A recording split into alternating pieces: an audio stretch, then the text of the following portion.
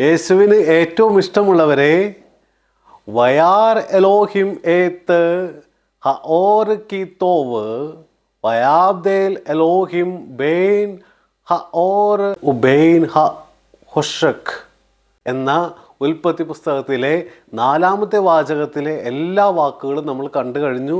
ഇന്ന് നമ്മൾ 5-ാമത്തെ വാചകം കാണുവാനായിട്ട് പോവുകയാണ്. 5-ാമത്തെ വാചകം ആരംഭിക്കുന്നത് വൈക്ര എലോഹിം എന്ന് പറഞ്ഞുകൊണ്ടാണ്. വൈക്ര എന്ന് പറഞ്ഞു കഴിഞ്ഞാൽ അതിൻ്റെ അർത്ഥം ആൻഡ് ഹീ കോൾഡ്. എലോഹിം എന്ന് ചേർക്കുമ്പോൾ ആൻഡ് ഗോഡ് കോൾഡ്, ദൈവം വിളിച്ചു എന്നർത്ഥം. ഈ ഒരു വാക്ക് തന്നെയാണ് പഞ്ചഗ്രന്ഥികളിലെ 3-ാമത്തെ പുസ്തകത്തിൻ്റെ പേരും. കാരണം ആ പുസ്തകം ആരംഭിക്കുന്നതും വൈക്ര എന്ന് പറയുന്ന ഈ പദം കൊണ്ടാണ്. അതുകൊണ്ട് തന്നെ ആ പുസ്തകത്തിൻ്റെ പേര് നൽകിയിരിക്കുന്നതും വൈക്ര എന്നാണ്. ദൈവം വിളിച്ചു അല്ലേ, ദൈവവിളി എന്നൊക്കെ നമ്മൾ പറയാറുണ്ട്. പലപ്പോഴും ഈ ഒരു വാക്ക് കേൾക്കുമ്പോൾ നമ്മളൊക്കെ ചിന്തിക്കുന്നത് അച്ഛന്മാർ, സിസ്റ്റേഴ്സ് അങ്ങനെയുള്ളവരെ പറ്റിയാണ്. എന്നാൽ എല്ലാ മനുഷ്യരെയും ദൈവം വിളിക്കുന്നുണ്ട്. ഒരിക്കൽ ഒരു മനുഷ്യൻ വളരെ പാവപ്പെട്ട ആൾക്കാർ താമസിക്കുന്ന ഒരു ചേരിയിലൂടെ കടന്നു പോവുകയായിരുന്നു.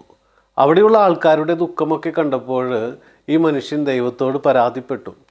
ദൈവമേ, നീ എന്താണ് ഇങ്ങനെ വെറുതെ ഇരിക്കുന്നത്? ഈ മനുഷ്യരെ കാണുന്നില്ലേ?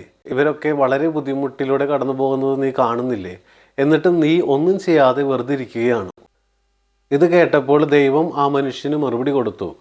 ആര് പറഞ്ഞു ഞാൻ ഒന്നും ചെയ്തില്ല എന്ന്?